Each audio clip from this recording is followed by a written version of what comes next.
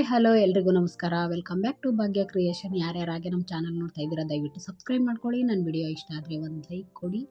ನಾನಿವತ್ತು ಪಾಲಕ್ ತಂದೂರಿ ರೋಟಿ ಮಾಡ್ತಾಯಿದ್ದೀನಿ. ಯಾವಾಗಲೂ ಹೋಟೆಲ್ಗಳಲ್ಲಿ ಮಾಮೂಲಿ ತಂದೂರಿ ರೋಟಿ ನೋಡ್ತಾ ಇರ್ತೀರಾ, ಆದರೆ ಪಾಲಕ್ ರೋಟಿ ತುಂಬ ಹೆಲ್ತಿಗೂ ಒಳ್ಳೆಯದು. ಒಂದು ಸಲ ಟ್ರೈ ಮಾಡಿ, ತುಂಬ ಚೆನ್ನಾಗಿ ಬಂದಿತ್ತು, ಚೆನ್ನಾಗೂ ಇತ್ತು, ಮಕ್ಕಳಿಗೂ ತುಂಬಾ ಒಳ್ಳೆಯದು.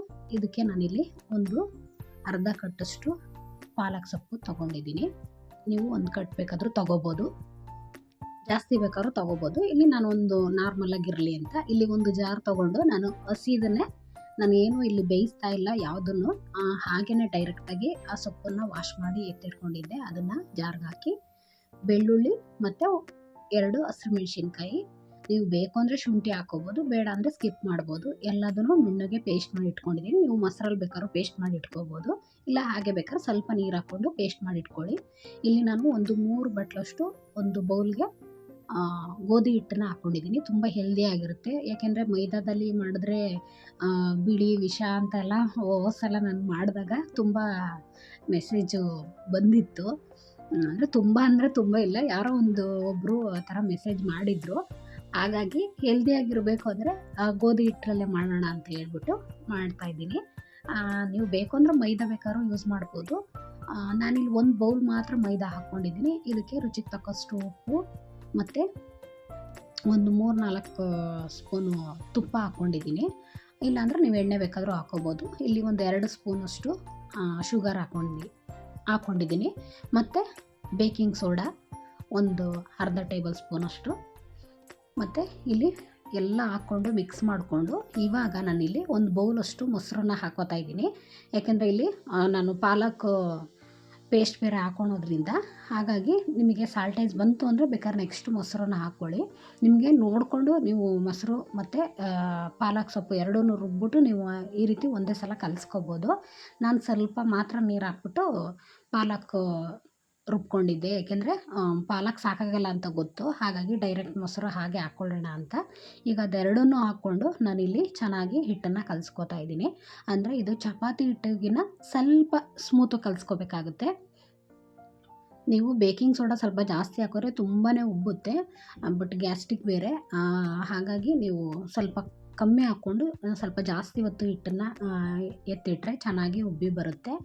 ಮತ್ತು ಇಲ್ಲಿ ಒಂದು ಲಾಸ್ಟಿಗೆ ನೋಡಿ ಕಲಸಾದ್ಮೇಲೆ ಒಂದು 2-3 ಸ್ಪೂನಷ್ಟು ನಾನಿಲ್ಲಿ ತುಪ್ಪನ ಹಾಕ್ಕೊಂಡು ಚೆನ್ನಾಗಿ ಮಿದಿತಾ ಇದ್ದೀನಿ. ಚೆನ್ನಾಗಿ ಮಿದ್ದಿದಷ್ಟು ನಮಗೆ ತಂದೂರಿ ರೊಟ್ಟಿ ತುಂಬಾ ಚೆನ್ನಾಗಿ ಬರುತ್ತೆ. ಅಂದರೆ ಇದು ಸ್ವಲ್ಪ ಗೋಧಿ ಹಿಟ್ಟಲ್ವಾ, ಹಾಗಾಗಿ ಈ ರೀತಿ ಮಿದಿತಾ ಇದ್ದೀನಿ. ತುಂಬ ಗಟ್ಟಿಯಾದ್ರೂ ಅಷ್ಟೊಂದು ಚೆನ್ನಾಗಿರಲ್ಲ, ಅಂದರೆ ಮೀಡಿಯಮ್ಮಾಗಿ ತುಂಬ ಸ್ಮೂತ್ಗೆ. ಮೈದಾ ಹಿಟ್ಟಿಗಿನ್ನ ತುಂಬ ಚೆನ್ನಾಗಿ ಬಂದಿತ್ತು. ನಾನು ಹೋದ ಸಲ ಮಾಡಿದಾಗ ಮೈದಾ ಹಿಟ್ಟು ಹಾಕಿ ಮಾಡಿದ್ದೆ. ಈ ಸಲ ಅದಕ್ಕೇ ಸ್ವಲ್ಪ ಮಾತ್ರ ಮೈದಾ ಹಾಕಿದ್ದೀನಿ. ನೀವು ಬೇಕು ಅಂದರೆ ಹಾಕ್ಕೋಬೋದು, ಇಲ್ಲಾಂದ್ರೆ ಅದನ್ನೂ ಸ್ಕಿಪ್ ಮಾಡ್ಬೋದು. ನೋಡಿ ಈ ರೀತಿ ಚೆನ್ನಾಗಿ ನಾದಿಬಿಟ್ಟು ಸ್ವಲ್ಪ ಲಾಸ್ಟಿಗೆ ನೀವು ಎಣ್ಣೆನ ಹಾಕ್ಕೊಂಡು ಈ ರೀತಿ ಎಲ್ಲ ಕಲಿಸ್ಬಿಟ್ಟು ಒಂದು ಬೌಲ್ಗೆ ಎತ್ತಿಟ್ಕೊಳ್ಳಿ.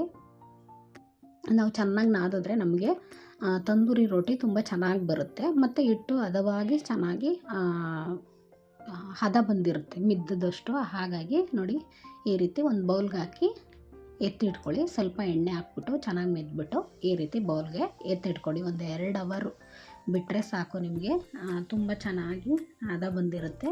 ನೋಡಿ ಎಷ್ಟು ಸ್ಮೂತಾಗಿದೆ ಹಿಟ್ಟು.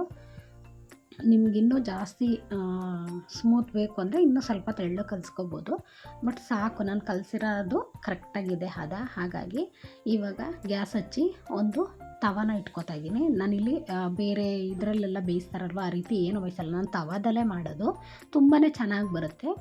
ಇವಾಗ ನೋಡಿ ಒಂದು ಸ್ವಲ್ಪ ಮೀಡಿಯಮ್ ಸೈಜು ನೀವು ತೊಗೊಂಡು ನೀವು ತೆಳ್ಳಗೆ ಮಾಡ್ಕೋಬೇಕು. ಏಕೆಂದರೆ ಇದು ಗೋಧಿ ಹಿಟ್ಟಾಗಿರೋದ್ರಿಂದ ತುಂಬಾ ಒಳಗಡೆ ಬೇಯ್ದಂಗೆ ಇದ್ಬಿಡುತ್ತೆ. ಹಾಗಾಗಿ ಸ್ವಲ್ಪ ತೆಳುವಾಗಿ ಮಾಡ್ಕೊಳ್ಳಿ. ನಾನು ಇಲ್ಲಿ ಒಂದು ಮೀಡಿಯಮಲ್ಲಿ ಮಾಡಿದೆ, ಬಟ್ ಅದು ಸ್ವಲ್ಪ ದಪ್ಪನೇ ಅಂತ ನನಗನ್ನಿಸ್ತು. ನೀವು ಇನ್ನೂ ಸ್ವಲ್ಪ ತೆಳುವಾಗಿ ಮಾಡ್ಕೋಬೋದು. ಈಗ ನೋಡಿ ಸ್ವಲ್ಪ ಕೆಳಗಡೆ ಎಣ್ಣೆ ಹಾಕ್ಕೊಳ್ಳಿ, ಇಲ್ಲ ಅಥವಾ ಹಿಟ್ಟು ಉದುರಿಸ್ಕೊಂಡು ಬೇಕಾದರೂ ನೀವು ಮಾಡ್ಬೋದು. ಸ್ವಲ್ಪ ಎಣ್ಣೆ ಹಾಕ್ಕೊಂಡು ಉಂಡೆನ ಇಟ್ಬಿಟ್ಟು ಸ್ವಲ್ಪ ಲಟ್ಟಿಸ್ಬಿಟ್ಟು ಅದಕ್ಕೆ ಕಪ್ಪು ಎಳ್ಳು ಮತ್ತು ಸ್ವಲ್ಪ ಕೊತ್ತಂಬರಿ ಸೊಪ್ಪನ್ನು ಸಣ್ಣಗೆ ಕಟ್ ಮಾಡಿರೋ ಅಂಥದ್ದನ್ನ ಎಲ್ಲ ಹಾಕ್ಬಿಟ್ಟು ನಾನು ಲಟ್ಟಣಿಗೆಗೆ ಸ್ವಲ್ಪ ಎಣ್ಣೆನ ಸವರ್ಬಿಟ್ಟು ಈ ರೀತಿ ಲಟ್ಟಿಸ್ಕೊಳ್ಳಿ. ಆವಾಗ ನಿಮಗೆ ಎಳ್ಳಾಗಲಿ ಮತ್ತು ಕೊತ್ತಂಬರಿ ಸೊಪ್ಪಾಗಲಿ ನಮಗೆ ಲಟ್ಟಣಿಗೆಗೂ ಅಂಟಲ್ಲ, ಮತ್ತು ಅದು ಹಿಟ್ಟಿಗೆ ನೀಟಾಗಿ ಅಂಟ್ಕೊಂಡಿರುತ್ತೆ, ನೀಟಾಗಿ ಕಾಣಿಸುತ್ತೆ.